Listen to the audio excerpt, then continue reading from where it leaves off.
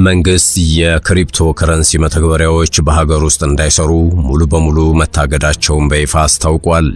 እንመለከተዋለን። በሸረሪና ግንባር የተገኘ ትጥቅና ስንቅ ወደ ሌሎች ስፍራዎች እየተጓጓዘ መሆኑ ተሰምቷል። የግብጽና ሱዳን ጦር መሳሪያ ተከማችቶ እንደነበር ነው የተሰማው።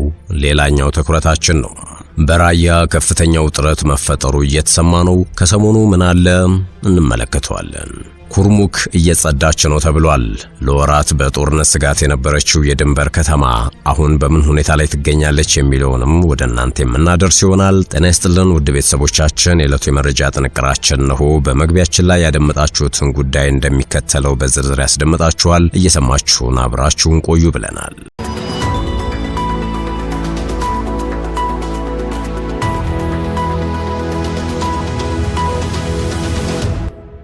በሸረሪና ግንባር የተገኘ ትጥቅና ስንቅ ወደ ሌሎች ስፍራዎች እየተጓጓዘ መሆኑ ተሰምቷል።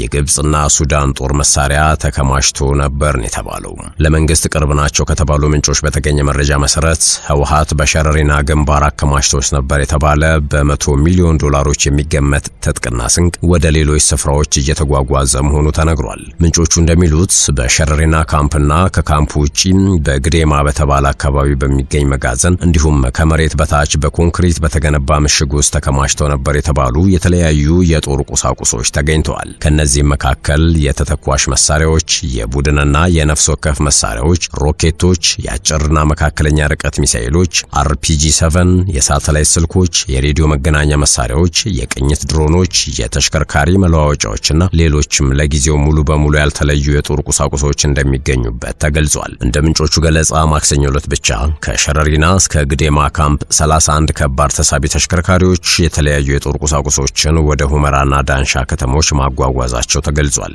በተጨማሪም ምንጮቹ እንደሚሉት በግዴማ አቅራቢያም ተጨማሪ ግዙፍ የጦር መሳሪያ ማከማቻ ዲፖ መኖሩን ምርኮኞች መግለጻቸውን ተከትሎ በስፍራው ተጨማሪ ፍተሻ እንደሚካሄድ ተጠቁሟል። እነዚህ መረጃዎች በገለልተኛነት ማረጋገጥ አልተቻለም የተባለ ሲሆን ከህወሓት በኩልም በጉዳዩ ላይ አስተያየት አልተገኘም።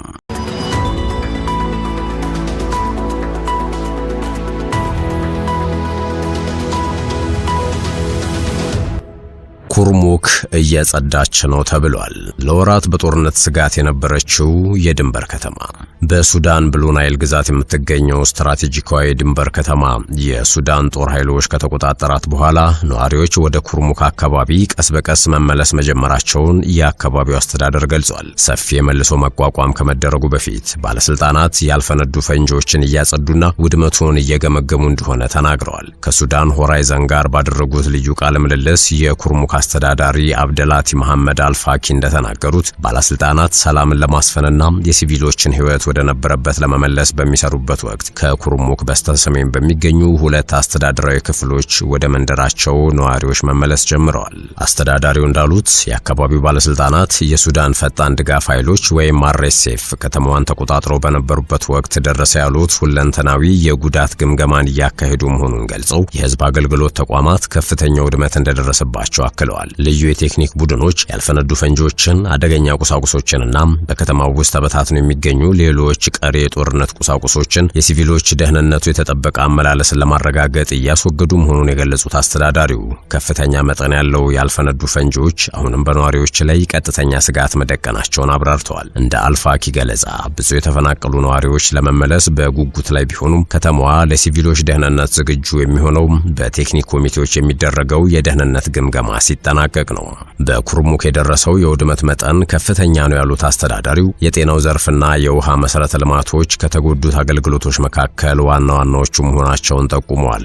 ባለስልጣናት መደበኛ የሲቪል ህይወትን ለማንሰራራት ከሚያደርጉት ጥረት አካል በመሆን መሰረታዊ አገልግሎቶችን ቀስ በቀስ ወደ ነበሩበት እየመለሱ ነው ሲሉ አክለዋል። የሱዳን ጦር በፈጣን የድጋፍ ኃይሎች RSF እና በአብደልአዚዝ አልሂሉ በሚመራው የሱዳን ህዝቦች ነጻነት ንቅናቄ ሰሜን ወይም SPLMN ጥምረት ላይ ለሳምንታት ያደረገውን ጠንካራ ውጊያ ተከትሎ ከኢትዮጵያ ቤንሻንጉል ጉሙዝ ክልል ጋር የምትዋሰነው በሱዳን ብሉ ናይል ግዛት የምትገኘውን ስትራቴጂካዊ ከተማ ኩርሙክን መልሶ መቆጣጠሩን ካወጀ 1 ወር ገደማ ሆኖታል።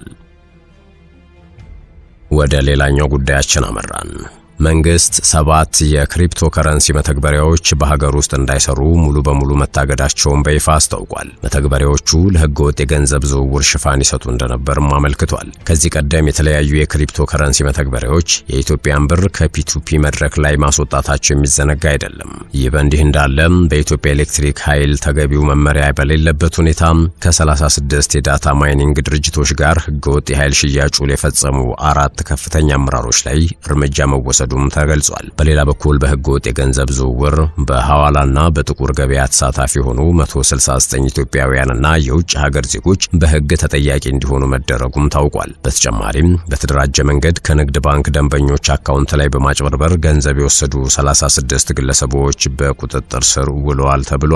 የባንክ ሂሳባቸውም እንዲታገድ መደረጉን የመንግስት ኮሚኒኬሽን አገልግሎት ገልጿል። ከዚህ ባለፈ ከቤቲንግና ፊንቴክ ቢዝነሶች ጋር በተገናኘ የደንበኞችን መረጃ በመደበቅ መንግስትን ግብር ያጭበረበሩ፣ ገቢያቸውን የሰወሩና ህገወጥ የገንዘብ ዝውውር በፈጸሙ 38 የቤቲንግ ድርጅቶች ላይ እርምጃ ተወስዶ ባለቤቶቻቸው በቁጥጥር ስር መዋላቸውንና የእነዚህ ህገወጥ ተቋማት የባንክ ሂሳብ መታገዱን መንግስት አሳውቋል።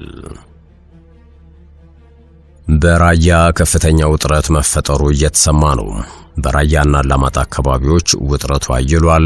ሴቶች ለቡድን ጾታዊ ጥቃት ተዳርገዋል ተብሏል። በራያ አላማጣና አካባቢው ባለው የጦርነት ውጥረት ምክንያት ከተፈናቀሉ ሴቶች መካከል በርካቶቹ ለአሰቃቂ ቡድናዊ ጾታዊ ጥቃት፣ ለአካል ጉዳትና ለሕክምና እጥረት መዳረጋቸውንና በውጤቱም ህይወታቸውን ለመምራት አስገዳጅ ወደሆነ አዲስ የህይወት መስመር ለመግባት መገደዳቸውን ገልጸዋል። የሰሜን ኢትዮጵያው ጦርነት ንብረታቸውን ከማጥፋቱም ከአካባቢያቸው እንዲፈናቀሉ ከማድረግ ባለፈም በራያ አላማጣ ያሉ ሴቶች ማንነታችንንም ቀምቶናል ማለታቸውን የጀርመን ድምጽ ዘግቧል። በጦርነቱ ውስጥ ቀዳሚ ተጠቂዎች ሴቶች ቢሆኑም በራያ አላማጣና ዙሪያው ያሉ ሴቶች ግን ከአንድም 2 ጊዜ ተደጋጋሚ ጥቃት ስለተፈጸመባቸው ጦርነትን ሸሽት አካባቢያቸውን መልቀቃቸውንም ተናግረዋል። ስሟ እንዳይጠቀስ የፈለገች ወጣት በጦርነት ምክንያት ወደማትፈልገው ህይወት መግባቷን ትናገራለች። በደም መፍሰስና በወሊድ ምክንያት የሚሞቱ ሴቶች ቁጥር በርካታ ነው የሚሉት አስተያየት ሰጪዎች ሴቶች ላይ የሚፈጸመው ጾታዊ ጥቃት ግን የከፋ መሆኑን ገልጸዋል። አሁን ባለው ሁኔታም ሴቶች ከፍተኛ ደረጃ